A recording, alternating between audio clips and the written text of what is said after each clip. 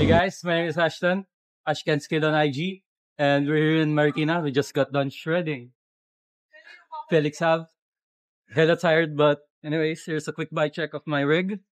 Starting off the cockpit, Ardently bars, data stem, some Chinese seat post from Shopee, Physic Arione copy. You can see the brand.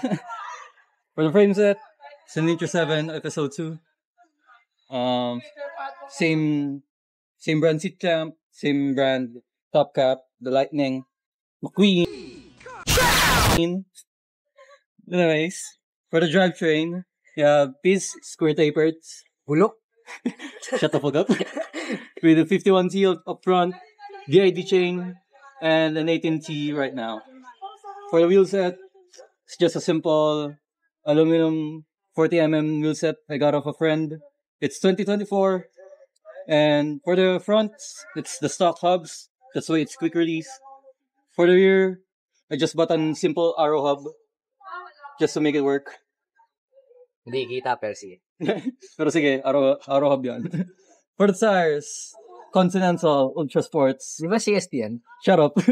38Cs, of course. Gotta be comfortable, even though you have fixed gears. 23 daw? 23? 28.